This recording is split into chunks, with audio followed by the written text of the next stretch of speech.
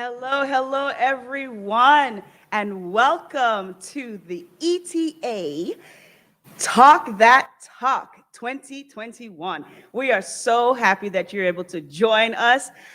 We had to make some adjustments. In the world of theater, you just have to adjust. The weather decided that it was best for us to be inside, so we decided to comply. And we decided to bring it in, but we are so happy that we are able to stream it to you live. And so we are excited. We're going to get started with the show. First up, we have a local author poet. Her name is Avis Veronica Simmons, and she has written several books. And today she's going to share a few of her pieces. 7 books. Goodness, I'm excited. And she is from the island of, let me hear you. St. Kitts. So if you are in the neighborhood, St. Kitts, we just want to say hello, neighbor, hello, neighbor. So we're going to have one of our neighbors, Miss Avis, come up, and she's going to share a couple of pieces from her book, Words on Wings. And this is available. She'll tell you more about the book, but we want her to come up and share a little bit about herself. She is a wonderful poet. And so at this time, those that are in the room with us visiting and those that are out there in virtual world, welcome, Miss Avis Simmons.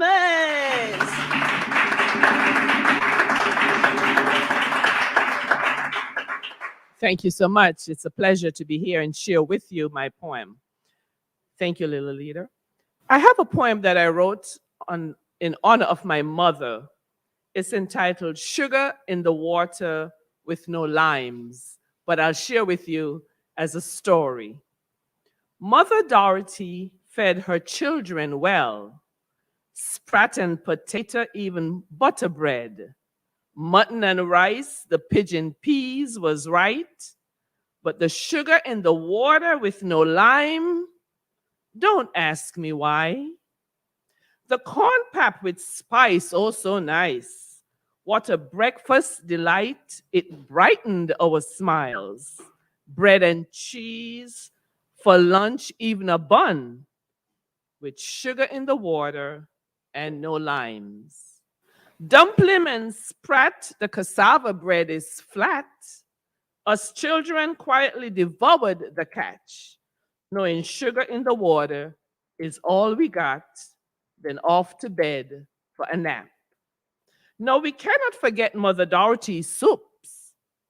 Red pea soup, pigtail soup, dumpling soup, red herring and rice was a delight, with sugar in the water very close by.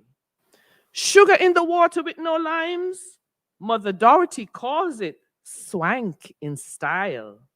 For many a household could not afford limes, and the memories of swank will remain in our lives. But sugar in the water with no limes? Now you know why the limes were not here. Thank you.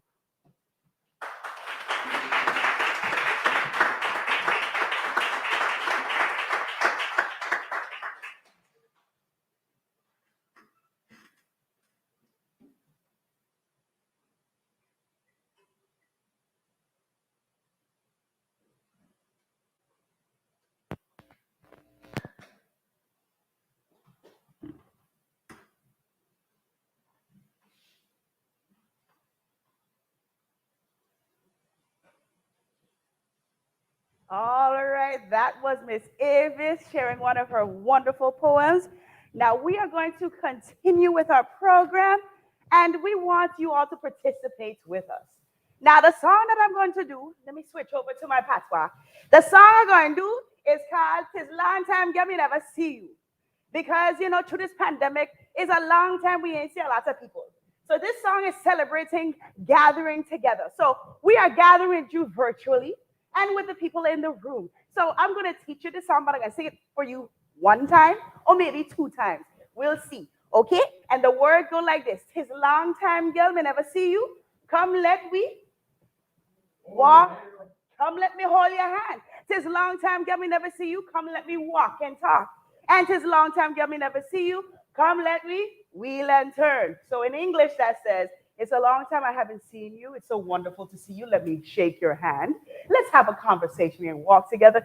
And I would like to hold you and let's just do a little dance and turn and twirl. So that's really the gist of the song. I hope you enjoy it. And let we go. You ready? Yes. All right, man. Let me run it. Let me run it.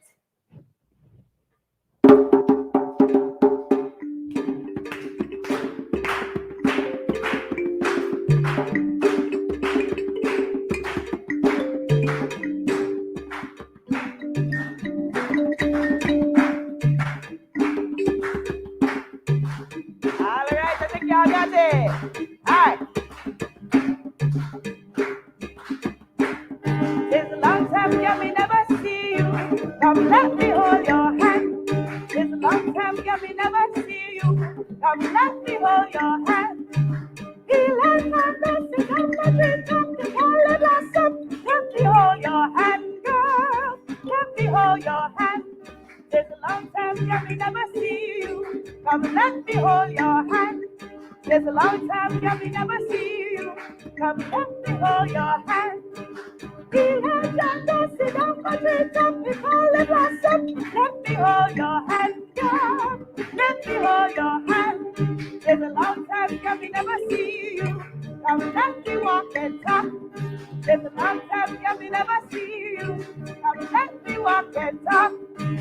Feel like I'm dancing on my tree top, the holly blossom. Let me hold your hand, girl. Let me hold your hand. I said a long time, yeah, me never see you. Come, let me wheel and turn. There's a long time, yeah, me never see you. Come, let me wheel and turn. Feel like I'm dancing on the tree top, the holly blossom. Let me hold your hand, girl. Let me hold your hand, all right. Let me hold your hand, shall we tumble down? Let me hold your hand, girl. Let me feel a turn, shall we tumble down? Let me hold your hand, girl. Let me feel a turn, shall we tumble down? Let me hold your hand, girl. Let me feel a turn, shall we tumble down? Let me hold your hand, girl. All right, all right.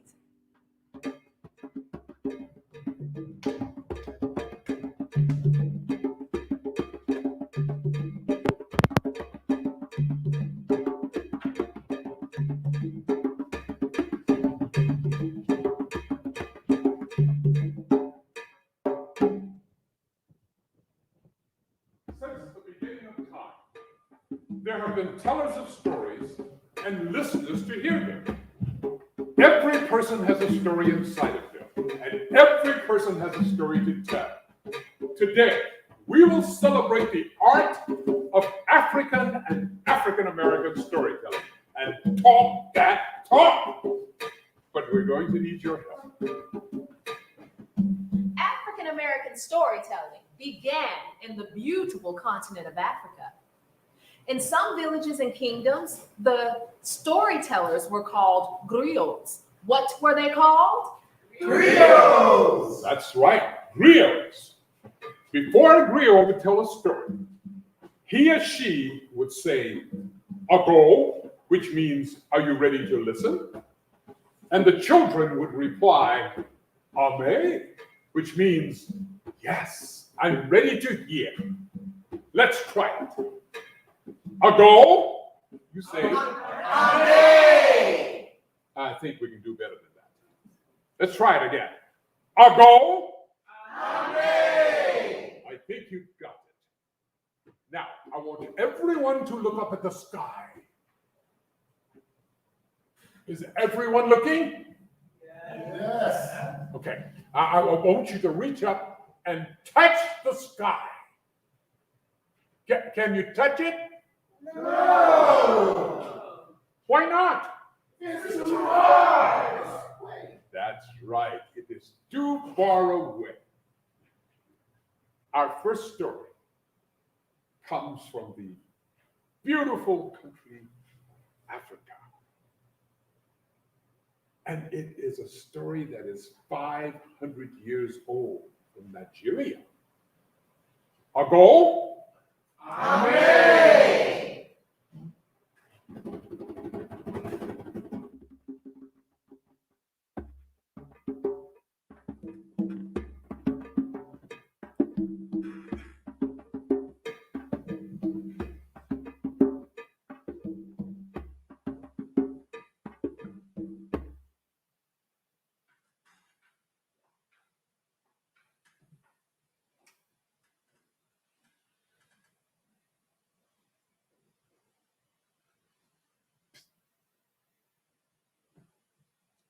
why the sky is far away. The sky was born close to the earth, and for years it remained close to the earth and to all people everywhere. Gazing down on the people, the sky said, I will feed you. I can nourish all generations. You may take all you need from me.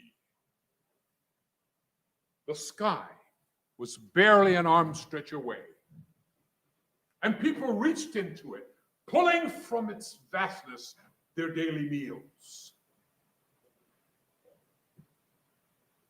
They took spicy morsels of high noon, cold scoops of white winter morning, and sharp snippets of starlight. They took and took until soon they were slicing off colossal chunks and tossing aside what they did not need. What's a little waste? The sky can spare it. The sky gladly gave, and the people gladly took. But one day, the sky fumed with clouds. It crashed with thunder and tore itself with lightning. I have offered you the greatest gift. Oh, and you thank me by wasting it. You toss me aside into rivers and streams. If I am of such little value, then I will leave forever. The people listened. They promised to take from the sky only what they needed. And they kept their promise. They kept it even during the great festival where they danced. They danced around plates of cold evening plum and around bowls of thick chocolatey storms. All the people shared and ate, but they only ate their share. All but Osato. Osato was never satisfied. Her wrists jangled with the most beautiful brass bracelets, yet she haggled in the marketplace for the brightest coral. She draped herself in the most exquisite cotton robes, yet she wanted ones of scarlet silk. Whatever she had, she always wanted more. So, while her neighbors played and sang, Osato continued nibbling from every platter and throwing away what she didn't want. She took no notice as she dribbled blobs of tart cherry sunrise on the grass, sprayed flecks of coconut stars across the soil, or allowed sour gooseberry twilight to puddle at her feet. As Osato walked home, she looked up. The sky was so big. There was so much to take. Would the steep night bring taste of currants?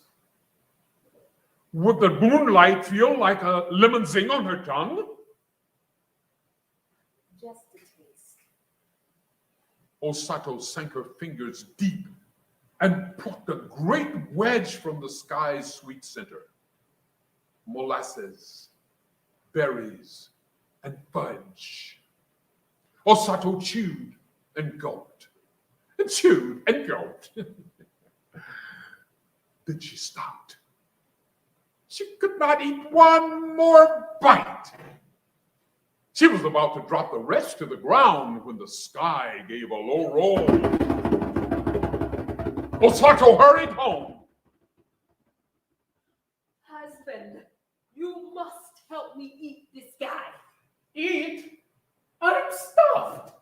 But remembering the sky's threat, he ate. Children, you must help me eat the sky. Eat? We're stuffed too. But remembering the sky's threat, they ate. Neighbors, you must help me eat the sky. Eat? We are stuffed too. But remembering the sky's threat, they ate. And they ate. And they ate. Yet one piece of sky remained on the ground. Just a smidge. It won't matter. But Osato lay awake that night, gazing through the window at the deep hole that she had made in the blackness. The next morning, the sky did not offer itself. It rumbled and darkened and clashed. People stood hungry in the streets and fields. I am sorry. But the sky flew up above the tallest trees. But we'll starve. But the sky flew up above the tallest mountains. We'll go hungry. But the sky continued until not one fingerful was within reach. Osato's tears poured down her face into the earth. Finally, the earth said, I will feed you, but you must learn new ways. You must plow, you must sow, and you must harvest, and you must take only what you need. If you do this, I will feed you forever. I promise never to break my promise again. and she never did. A story, a story. Let it come, let it go.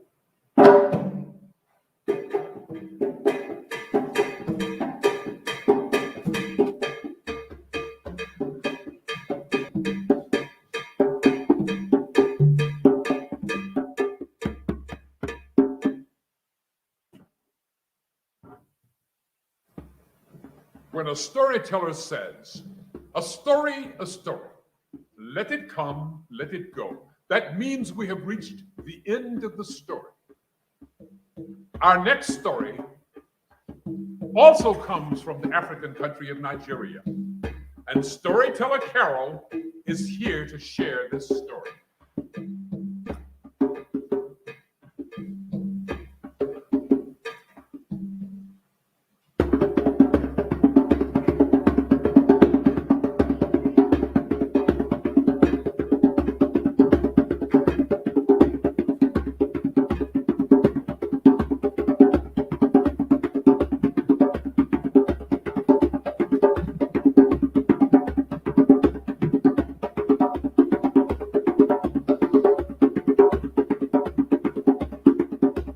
Ago. This is the story of the Yes Sir Chief.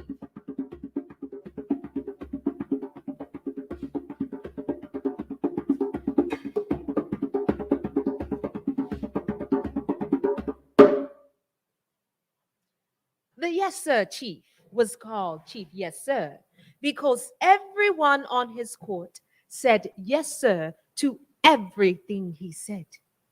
If he asked them about what they thought he should do about something, he would say, What do you think? and all the men around him would say, Yes, sir. Oh, yes, yes, sir.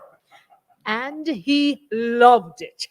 Well, on this particular day, the chief called the council together and everyone hustled into the chambers. And he sat on his throne and said, I have a problem and I want there to be a solution. You are my great wise men. Tell me what to do. and of course, they nodded and said, Yes, sir. Yes, sir. Yes, sir. the chief said. For the past few weeks, I've been unable to sleep, and it's really getting on my nerves. What could be the problem? Frogs. The chief replied. Frogs? Yes, frogs. I mean, don't you hear these frogs?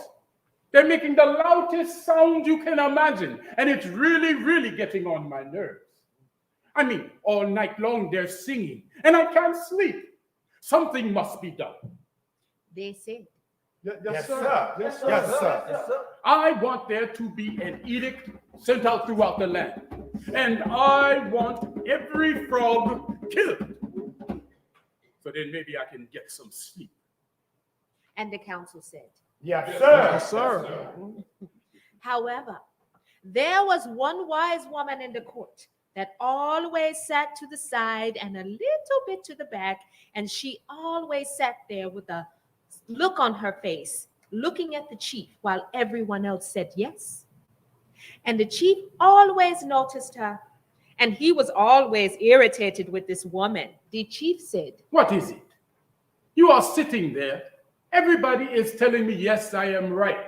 And you're just sitting there. What have you to say for yourself? that wise woman said, Chief, everything is connected. oh, What does that mean? the wise woman said again, Everything is connected, Your Highness. Oh, ridiculous. Okay, everybody disband, and I want everyone to get rid of those frogs so I can get some sleep. and sure enough, they did. They got rid of every frog in the village, killed them all, exterminated them. And finally, the chief could sleep. And he slept soundly for days and days, and weeks, and months. One day, he sat in the palace on his throne, and a mosquito bit him. And there were more. What is this? He quickly called a meeting. Council members, come in. They all came into the chamber. Your Highness, Your Highness, Your Highness, Your Highness, what do you need, Your Highness? Your Highness, Shut up and sit down. Oh, Can't you see them? Mosquitoes everywhere. You dumb people. I asked you to get rid of the frogs, but no one told me this would happen if you did. Now these mosquitoes, they're killing us. Everyone was slapping themselves, trying to kill the mosquitoes. And the chief looked to the side and saw that one wise woman that didn't agree with him. He said, What do you have to say? You could have helped us. You could have saved us. What do you have to say for yourself? and that wise woman looked at the chief and said, Your Highness, everything is connected. a story, let it come, let it go.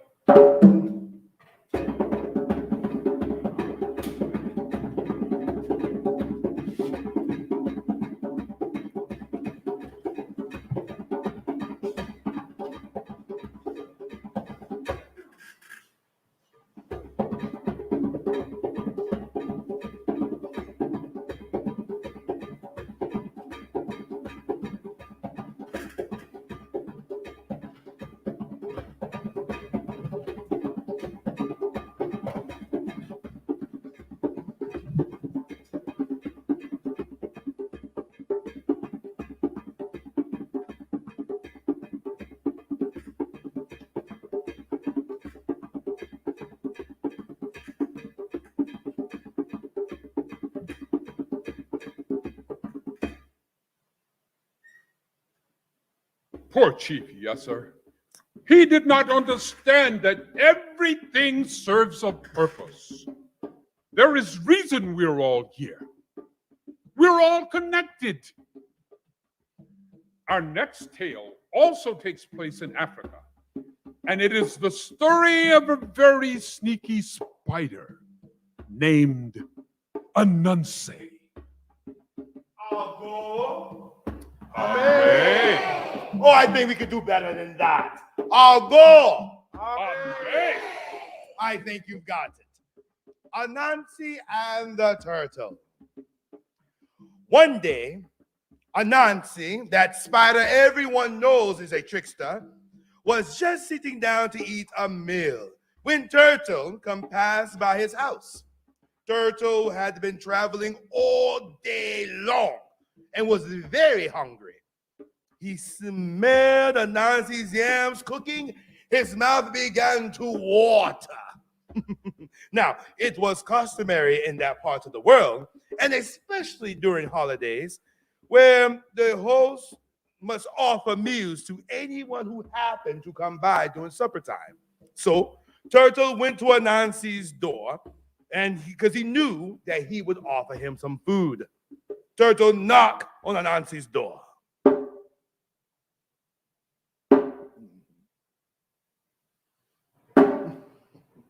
When Anansi heard the knock, he frowned. He did not want to share his meal with anyone, but he knew he had to answer the door. He opened the door and pretended he did not see Turtle. He looked way up, but of course, Turtle was way down to the ground. Anansi said. But just as he was closing the door, Turtle called. Anansi, I'm down here. It's me, Turtle. Anansi had to look way down, and when Turtle caught Anansi's eye, he said, Come in then. Share my meal. he sniffed the air, inhaling the scent of those delicious yams. Anansi knew he had no choice, and he looked with some irritation at Turtle. But Anansi's heart was not in that offer. Anansi was greedy and did not like to share with anyone. He stood for a moment trying to figure out what he would do. When they sat, Anansi came up with an idea. Just as Turtle was about to take a big bite of yams, Anansi said, It is impolite to come to the table without washing your hands. Look at them. They're filthy. Turtle was ashamed. His hands were dirty, for he had been crawling down the road all day long. He crawled quickly outside and trundled as fast as he could towards the creek. And then he washed his hands, all 4 of them. Then he hurried back to Anansi's house. Just as Turtle reached for a yam, Anansi said, Turtle, look at your hands. Well, sure enough, Turtle's hands were dirty again because he had crawled up the same trail that led up to Anansi's house. So once again, he waddled to the creek. This time, when he finished washing, he crawled up the grass back to Anansi's house. By the time Turtle reached the table, the yams were all gone. Anansi had eaten every single one. Turtle's stomach rumbled with hunger, but he simply said, Thank you for your hospitality, Anunsei. One day, you'll have to come to my home and share a meal with me. A few days later, Anansi awoke feeling hungry. So he decided to go to Turtle's house at the mealtime. Turtle lived at the bottom of the creek. But when Anansi arrived, Turtle was sitting on the bank. Hi, Anunsei. Turtle said, Did you come for a meal? Yes. How kind of you to offer. Follow me. The table is all set. and he dived under the water. Anansi jumped into the water right behind Turtle. But instead of sinking, he bumped right up to the surface and floated there. No matter how he tried to dive, he always popped up to the top. He jumped from rocks. He tried to swim with all his legs. Still, he could not reach Turtle's table. Then Anunsei had an idea. He gathered all the pebbles from the shore and put them in the pockets of his handsome dinner jacket, the one he had worn especially for this meal. Soon, his pockets bulged with pebbles. This time, Anunsei dived. He sank right down to the bottom of the creek and swam to Turtle's table. Anunsei's eyes popped wide open at the table full of shrimp and full of clams and full of crabs. He eagerly reached to fill his plate when Turtle said, Anunsei, at my home, it is customary to remove your dinner jacket at the dinner table. Sure enough, Anunsei saw that Turtle wore no jacket.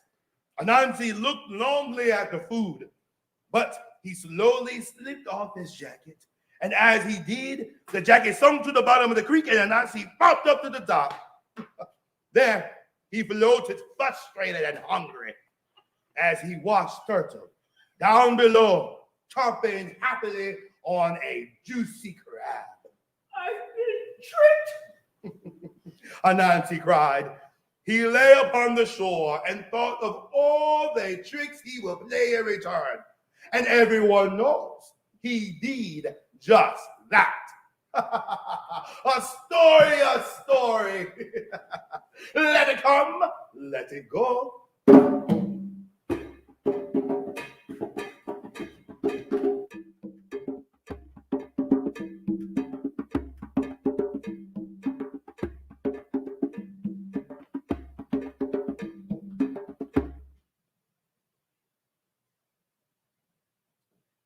Griots told wonderful stories. Are we enjoying the stories so far?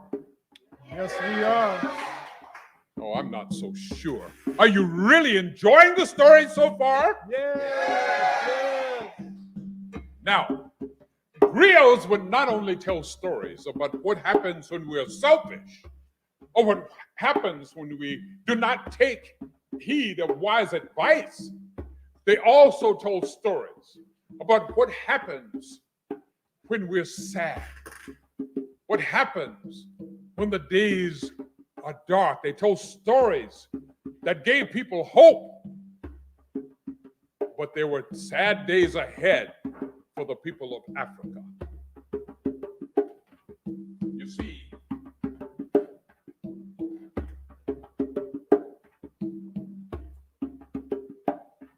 there was a period of time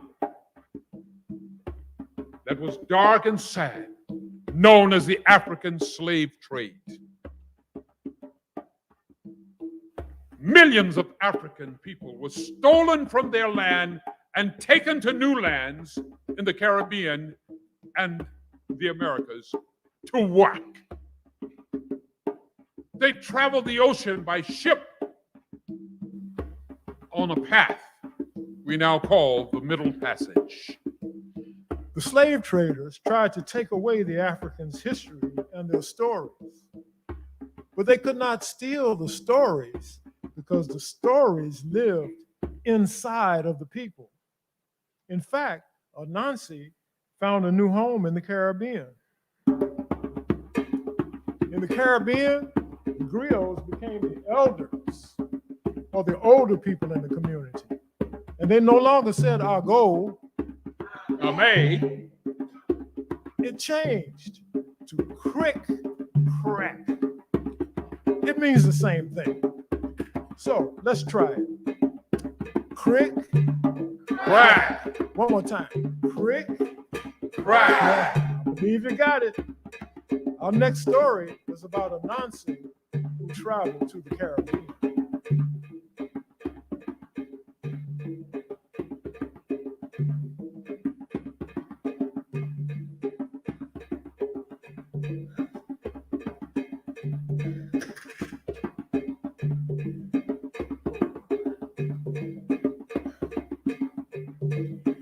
Crick. Crack. Anunsei and the pot of beans.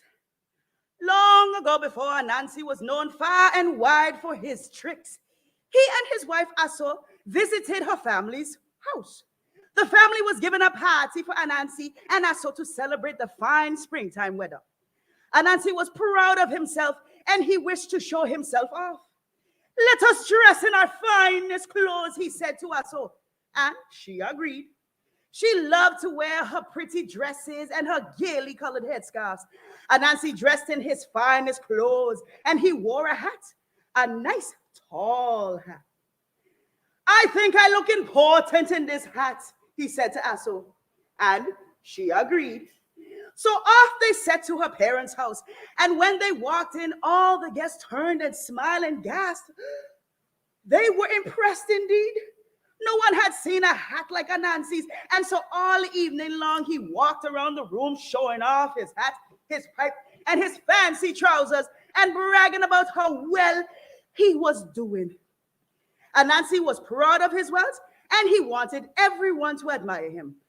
But Anunsei was also greedy and hungry, and he walked to the table spread with food, fine, ready to fill his plate as full as he could.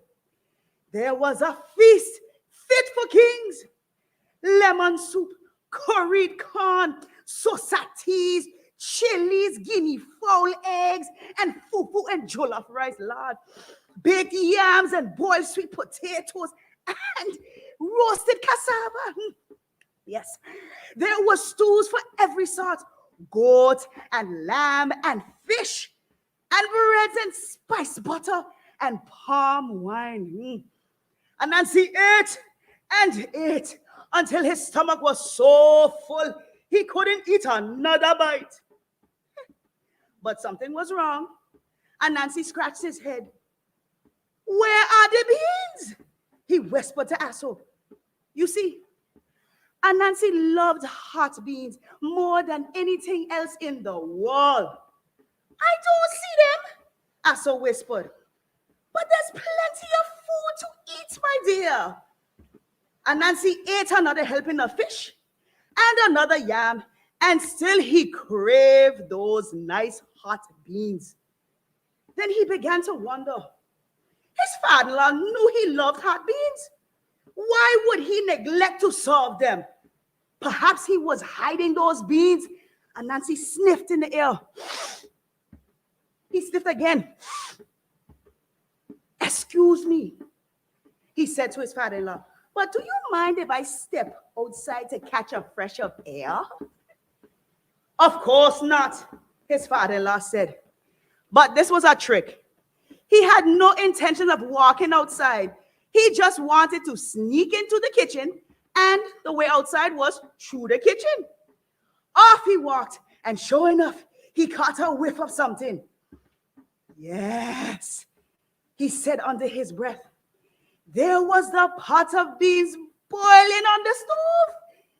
"He's hiding them from me," Anunsei said to himself. "How dare he try to keep me from the beans?"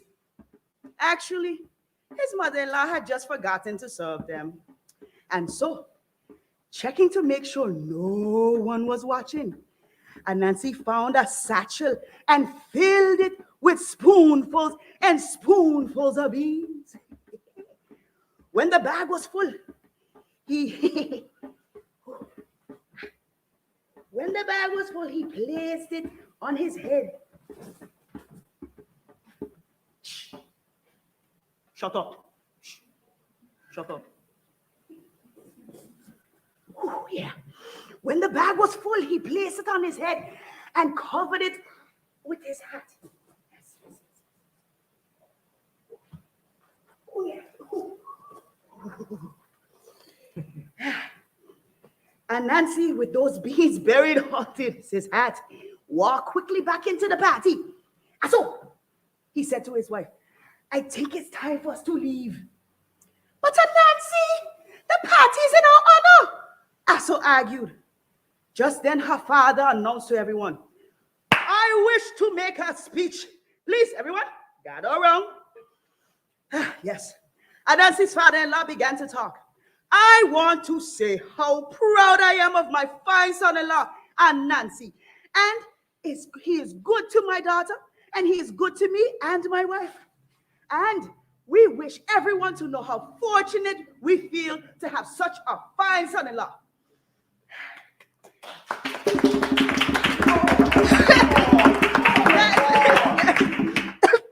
That's nice, Anunsei said. But his head was sweating. For those beans were hot. Thank you. And now we will leave. But his father-in-law waved and said, not yet, don't leave. I have so many things to say. And everyone began to clap their hands. They cried to the father-in-law.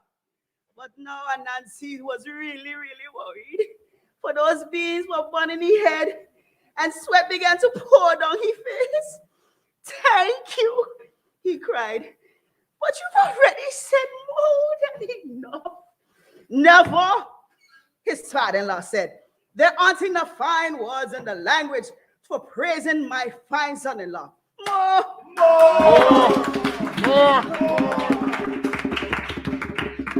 But now Anunsei was in serious pain, and so he tried to lift the hat a little to let some air.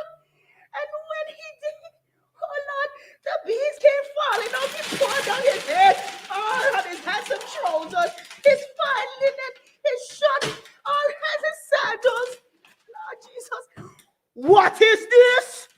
His father-in-law cried with the sight. Are you a thief?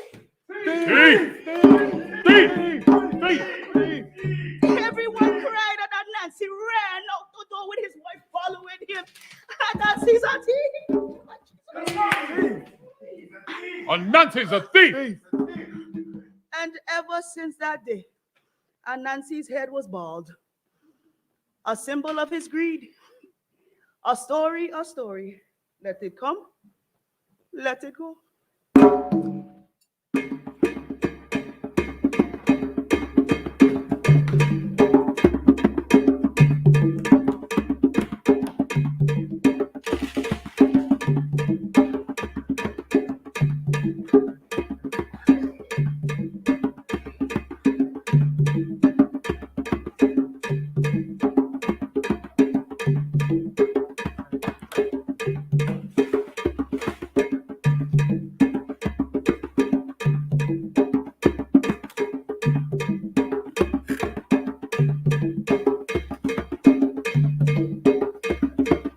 After leaving the Caribbean, the enslaved Africans that were still on the ships were transported to North America. They were forbidden to read and write.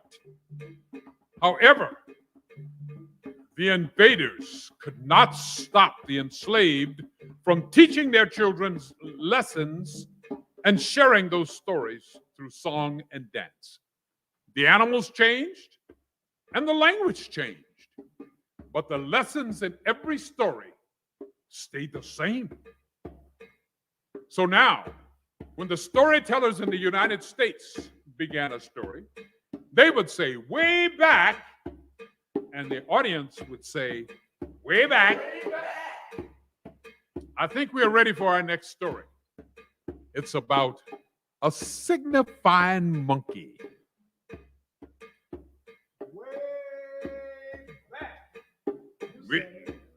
Way back. Way back.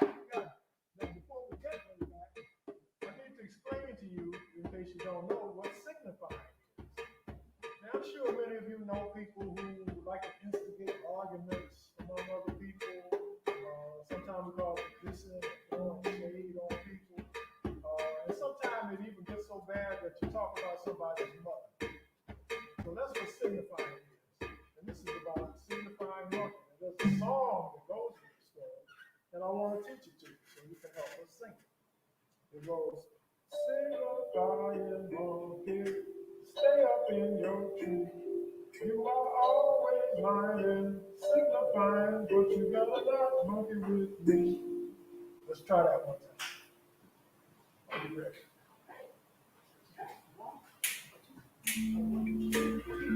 Signifying monkey, stay up in your tree. You are always lying, signifying, but you better not monkey with me.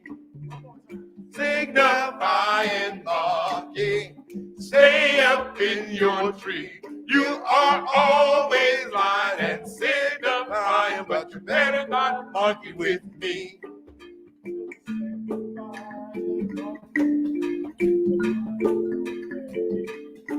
Hey, there's a great big elephant down the way going around talking, I'm sorry to say, about your mama in a scandalous way. Yeah, he's talking about your mama and your grandmama too, and he don't show too much respect for you. Now you weren't here, and I'm sure and glad, because what he said about your mama made me mad.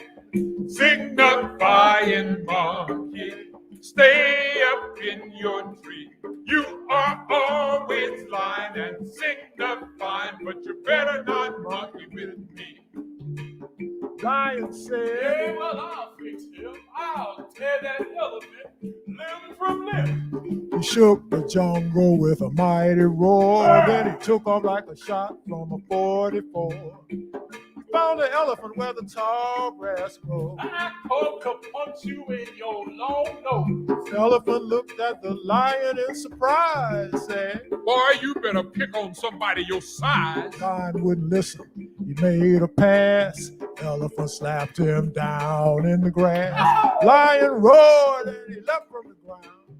That's when that elephant really went to town. I mean, he whipped the lion for the rest of the day. Still don't see how that lion got away. He dragged on off more dead than alive. That's when that monkey started his signifying jive. Signifying monkey, stay up in your tree. You are always lying and signifying, but you better not monkey with me.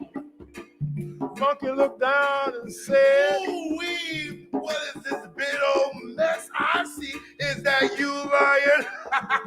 Do tell, man, he whipped your head to a very well.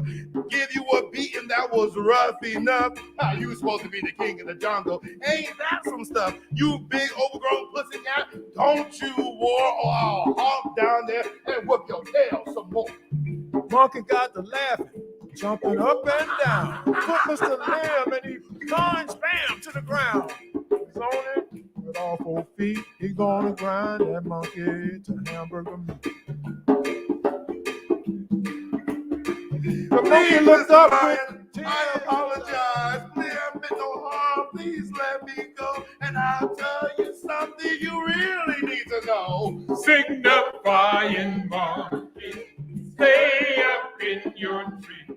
You are always lying and signifying, but you better not monkey with me.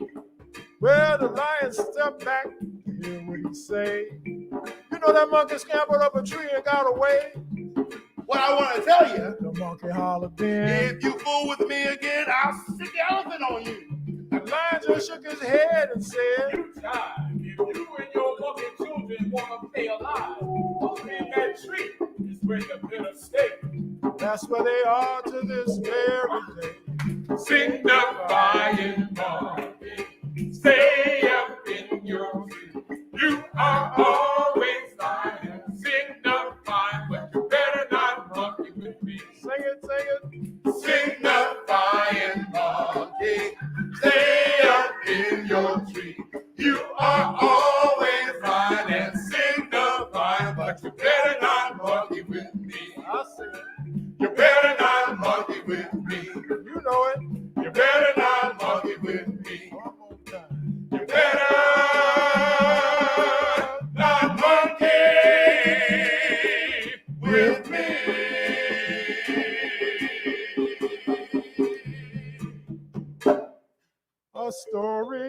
A story, let it come, let it go.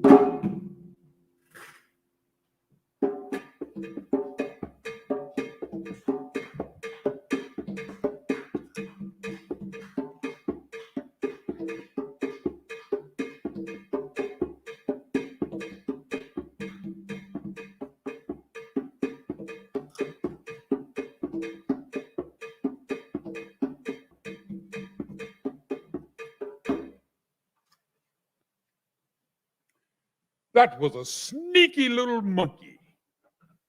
Does he remind you of someone else who was sneaky? Anunsei. That's right. That's right. Anunsei. Anunsei made it to the United States, but he became she. And her name changed to Aunt Nancy, where she met her cousin, Brer Rabbit. Now, her cousin was just as sneaky and sometimes got into the same type of trouble as Aunt Nancy. Way back, Way back. Brer Rabbit earns $1 a minute. One fine morning, Brer Fox decided to plant him a patch of goober peas. And he set to with a will, and before you know it, he had raked and hoed out a beautiful patch of land, and he put in a fine planting of peas.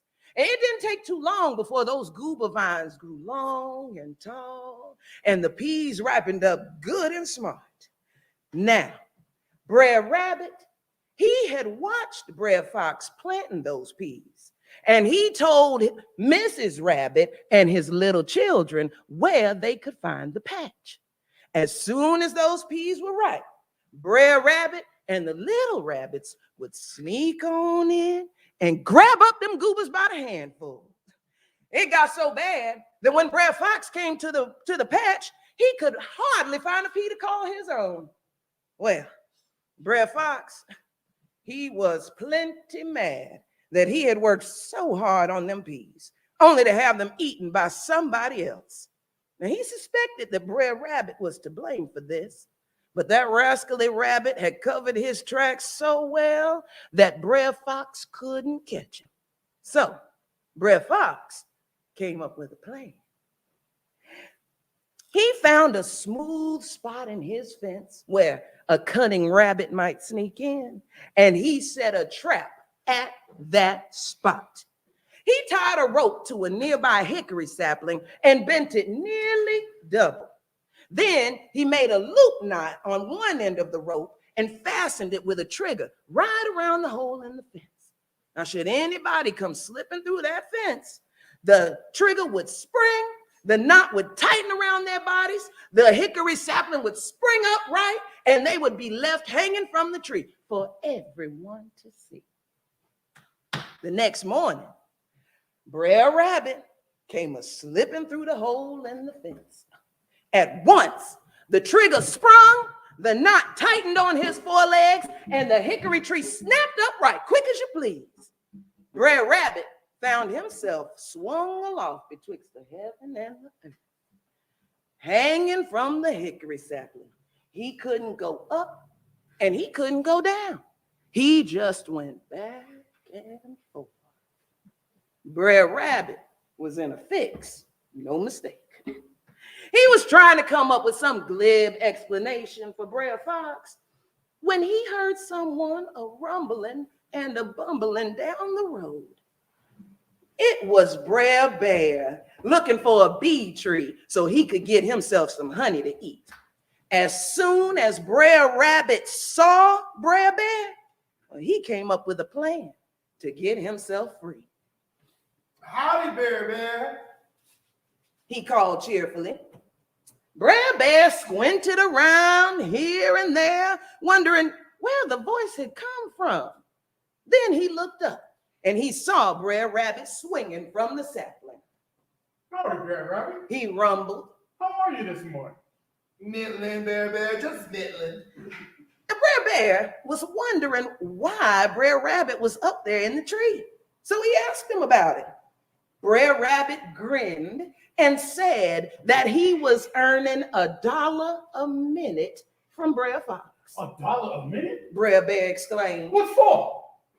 I'm protecting the goober patch from the crows. Brer Rabbit explained, and went on to say that Brer Fox was paying $1 a minute to whomever would act as a scarecrow for him. Well, Brer Bear liked the sound of that. He had a big family to feed, and he could use the money. When Brer Rabbit asked him if he would like to have the job, well, Brer Bear agreed. So Brer Rabbit showed him how to bend the sapling down and remove the knot from his forepaws.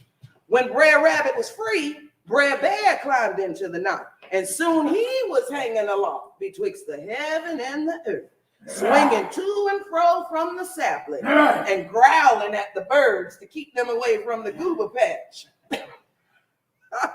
Brer Rabbit laughed and laughed at the sight of Brer Bear up there in the sapling. He scampered down the road to Brer Fox's place and told him that his trap was sprung and the goober thief was hanging from the sapling.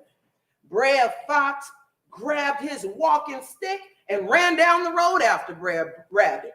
And when he saw Brer Bear hanging from the sapling, well, he got so angry, he called him a goober thief. Brer Fox ranted and raved and threatened to hit Brer Bear with his walking stick. Brer Fox was so angry and yelled so loud that Brer Bear didn't have time to explain nothing. Well, Brer Rabbit, and he knew that Brer Bear would be plenty mad when he realized that he had been tricked. And so he ran on down the road and hid in the mud beside the pond with only his eyeballs sticking out, making him look like a big old bullfrog. By and by, a very grumpy Brer Bear came a-lumbering down the road. Howdy, Brer Bullfrog. He said when he saw Brer Rabbit's eyes sticking out of the mud. You seen Brer Rabbit around here anywhere? Brer Rabbit just went down the road. He told the grumpy Brer Bear in a deep croaking voice that sounded just like the voice of a bullfrog. Well, Brer Bear thanked him and trotted on down the road, growling fiercely. When Brer Bear was out of sight, Brer Rabbit jumped out of the mud. He washed himself off in the pond, and then he scampered home, chuckling to himself at how he had escaped Brer Fox and Brer Bear, and already thinking up a new way to get into the goober patch to get him some peas to eat. A story, a story. Let it come, ribbit, let it go.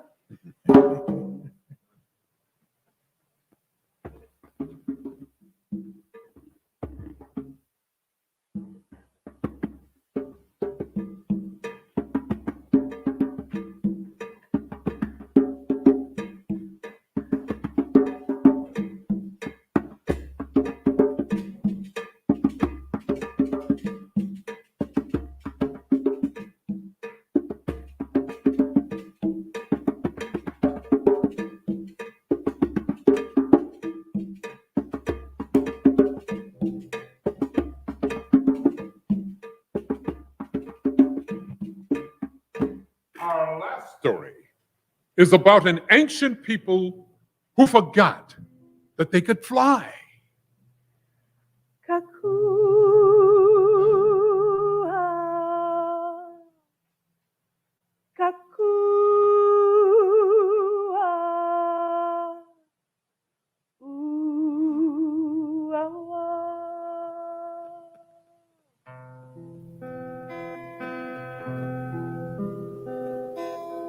Free bird leaves on back of the wind and flows downstream till the current ends and dips his wings in the orange sun rays and dares to claim the sky. But a bird that stalks down its narrow cage can seldom see through its bars of rage. His wings are clipped, his feet are tied, so he opens his throat to see. A caged bird sings with a fearful trill, things unknown that longs for still, and its tune is heard on a distant hill, caged bird sings of freedom, oh freedom,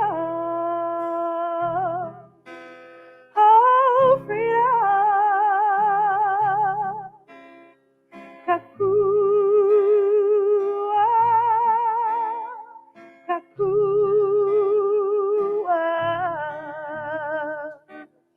Free bird thinks of another breeze, and the trade winds soar through the sighing trees, and the fat one wasting on a dawn bright lawn, and he names the sky his own. But a caged bird stands on a grave of dreams, and his shadow shouts on a nameless streams. His wings are clipped and his feet are tied, so he opens his throat to see. Oh, freedom. Oh, freedom. Oh, freedom. Oh, freedom. Kakua. Kakua. Ooh, oh, ah. Ooh, oh, ah. Way back in parts of West Africa, there was an ancient people that could fly. They would spread their arms wide, and big, beautiful wings would appear. They would soar up in the sky and sing this sweet song. Kua, kakua, ooh, ah, ah. Ooh, ah, ah. Can you try that? Kakua. Yes, nice. Kakua. Ooh, ah, ah. Ooh, ah, ah. They would pick berries from the trees, and they would soar around the skies as they pleased. And everything was in its place.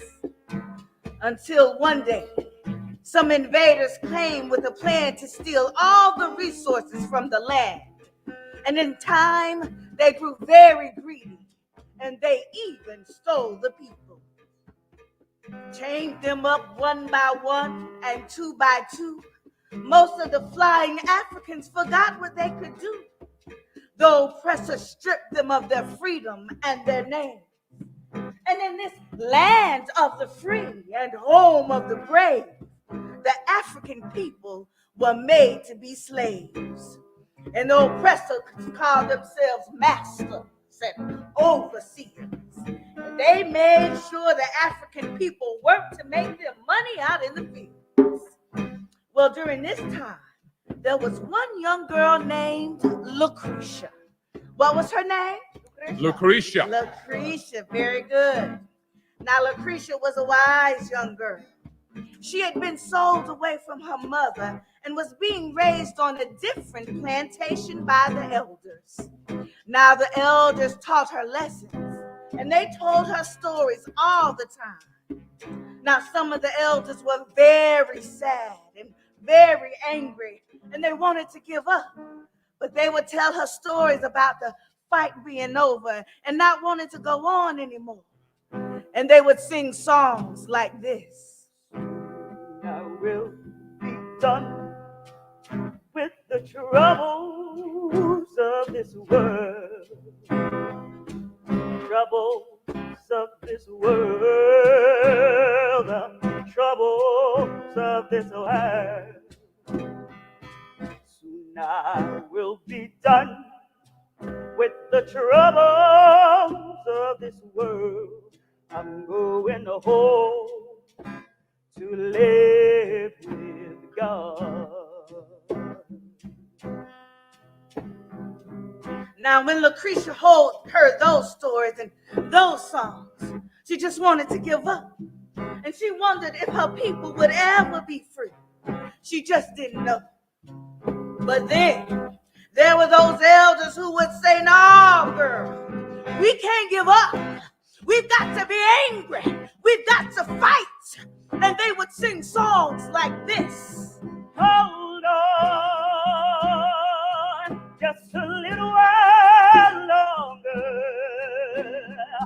Hold on just a little while longer. Hold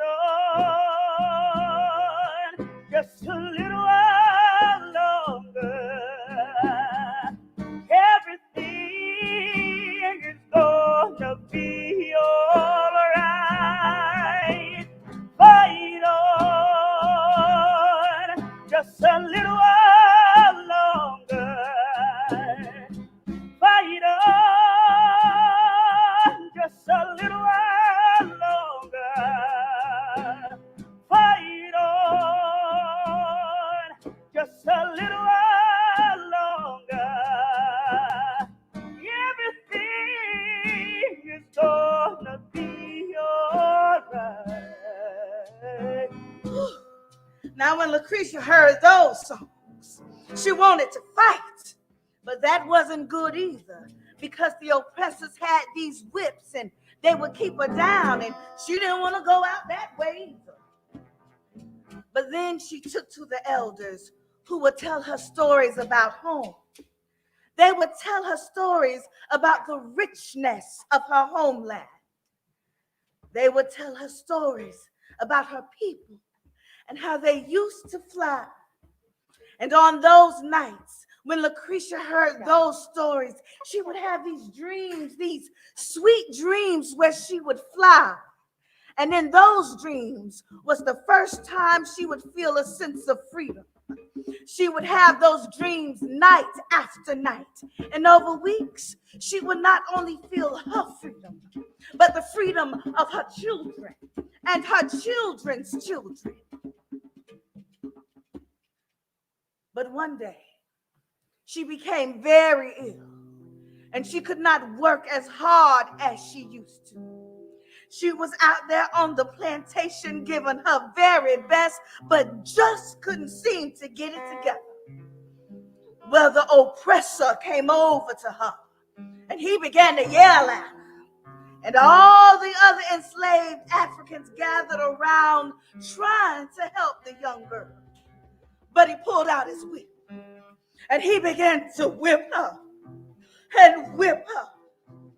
As she fell to her knees, she closed her eyes and began to think of the sweet dreams she had in the nights before. She could feel the stories of her people in her body. And she began, with the little breath she had left, to call out very sweetly,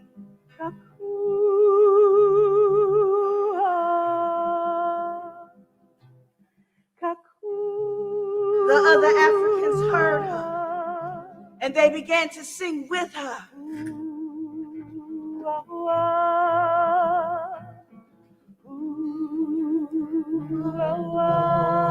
They could feel each other getting stronger, and they sang out louder. And just then, Lucretia stood up and looked her oppressor in the eye.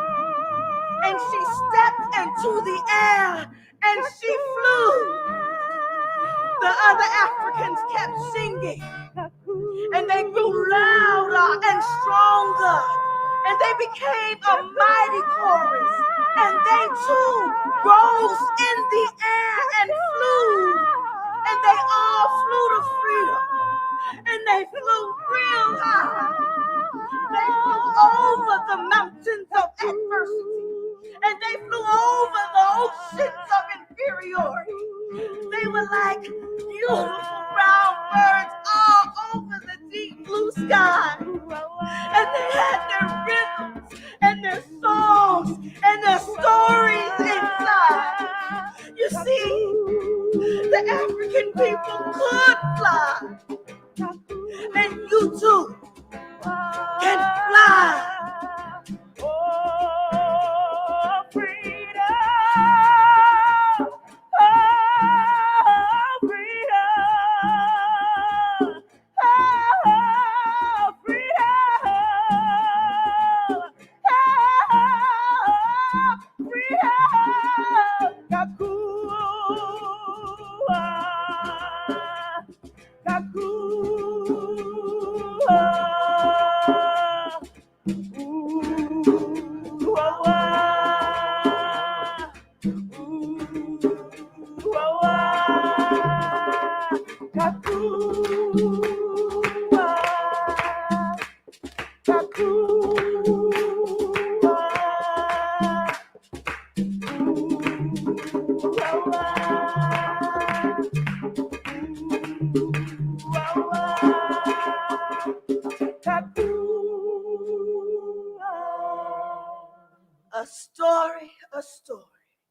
let it come, let it go.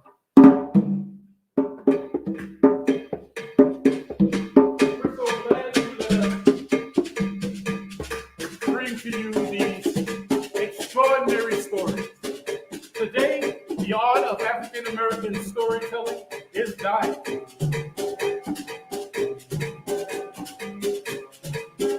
no longer teach our children how to fly over the mountains of adversity or soar over the rivers of inferiority. Instead, those traditions have been replaced with YouTube, Facebook, and cell phones. We cannot let this special tradition die. It is a part of who we are. And if we lose the stories, we lose ourselves, our history. The stories that we have brought to you today were passed down to us by our great-great-grandmothers and grandfathers who lived across the ocean. We have now given these stories to you. What will you do with them? Who will you share them with? A store. Let it come, let it go. Let it go. Let it go. Let it go.